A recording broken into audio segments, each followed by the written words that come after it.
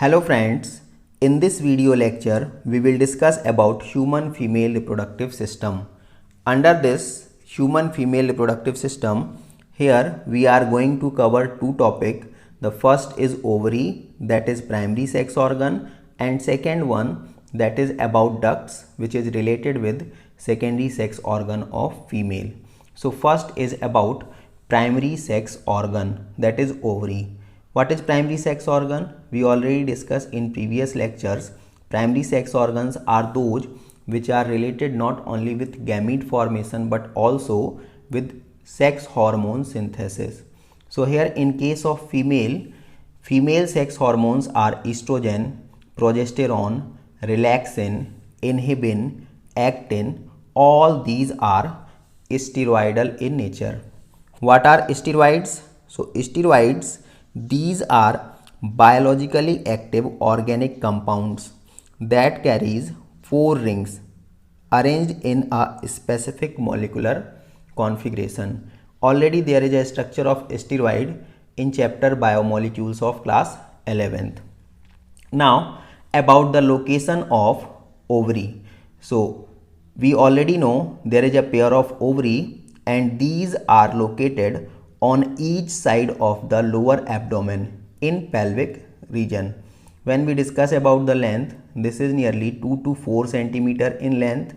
Its connection, if we discuss, so ovary is connected with pelvic wall and uterine wall. By pelvic wall, this is connected with suspensory ligaments, while with the help of uterus, this is connected by ovarian as well as broad ligaments. Around ovary, there is a covering that is composed by simple cuboidal germinal epithelium. So this is very important. Maximum time in exam, question framed from this region, that which type of cells or which type of tissue is present around ovary.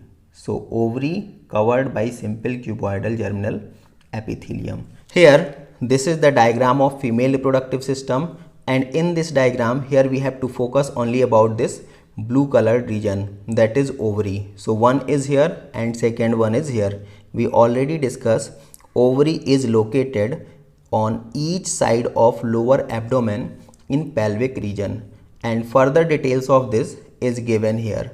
So this yellow colored portion is actually broad ligament. By this broad ligament, ovary is connected with uterus, that is given here.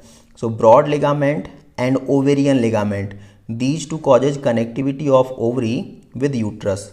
So this yellow one is broad ligament, while this blue colored structure, this blue color portion is ovarian ligament, and around this blue colored there is violet color or purple color, that is known as mesovarium.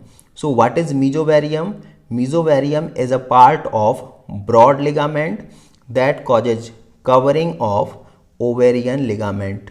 By ovarian ligament and broad ligament, we already discussed ovary is connected with uterus as given here. Now, when we see about the swollen region of ovary, that is almost almond shape in nature. Here, ovary is externally covered by, as we discussed, simple cuboidal germinal epithelium cells. So this blue color here is germinal cuboidal epithelium cells, and inside this there is another protective covering which is indicated here by this yellow color. This is tunica albuginea. We also discussed tunica albuginea when we discuss about TS of testis. Now inside this tunica albuginea or germinal epithelium, the whole of the region is known as stroma or matrix, and further this stroma or matrix divided into two parts. The outer one is known as cortex, while the inner one, this region that is blank or filled by these two blood vessels, is known as medulla. Here in this cortical region, that is outermost part, there is completion of the process oogenesis, that is related with production of egg cell from oogonia or egg mother cell. Now about duct system.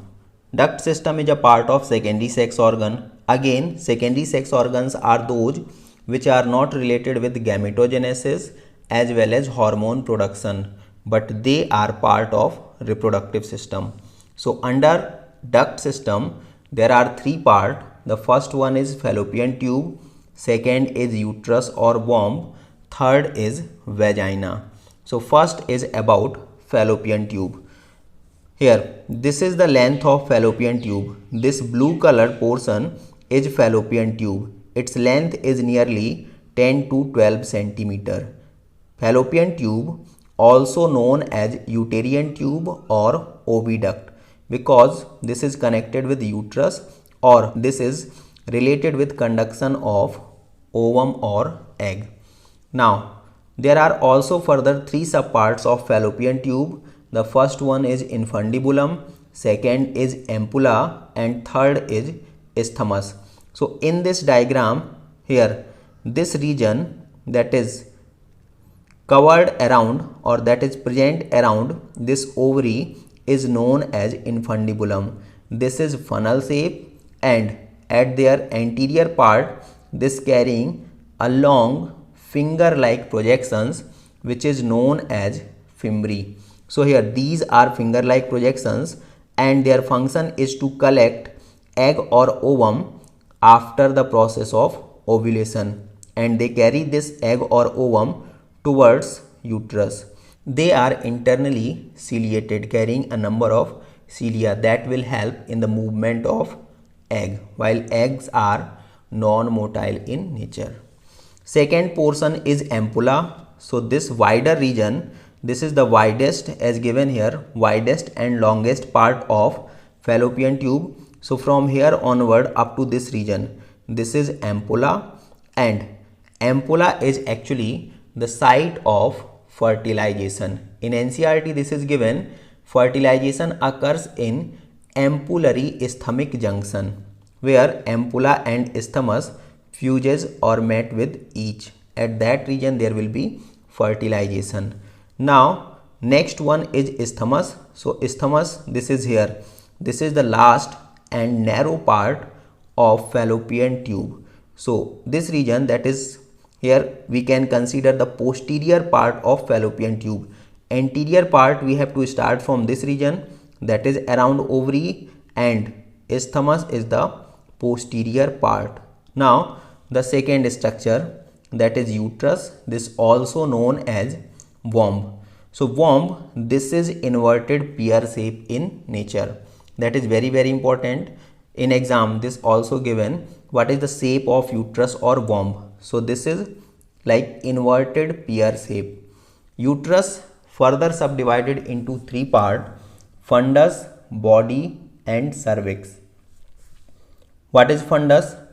This upper solent dome shape structure is known as uterine fundus. Second is body. So body is the middle and main part. So this region that is here triangular in nature. Why this is considered as main part?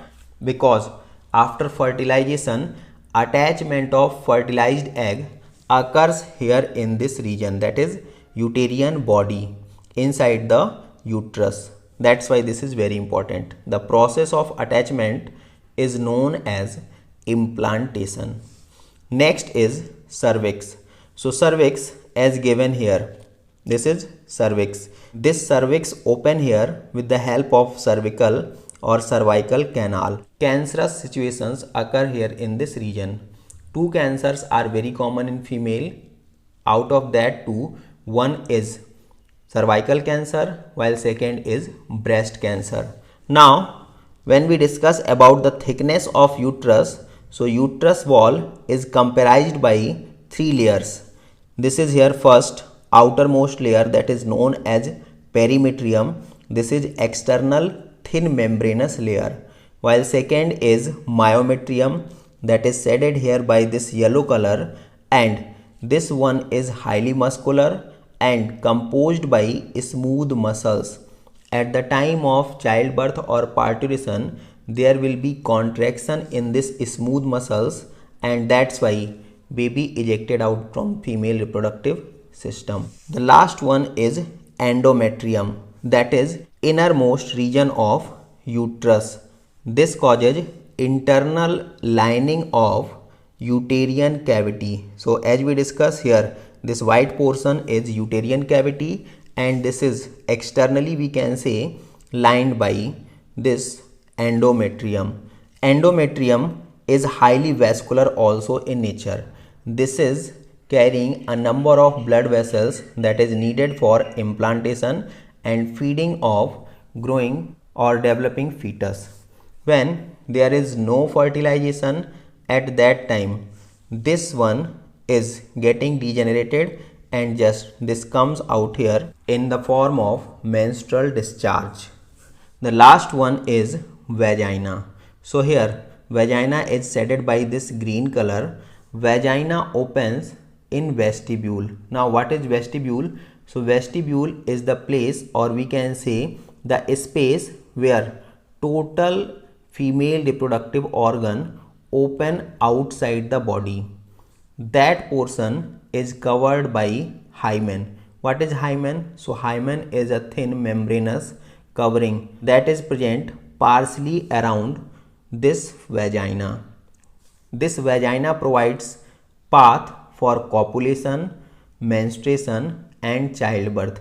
Copulation we already discussed. In copulation, male inserted their external genitalia inside the female reproductive system. While menstruation, this is a cyclical change that occurs in female. Further we discuss in detail about menstruation, and this also provides path for childbirth.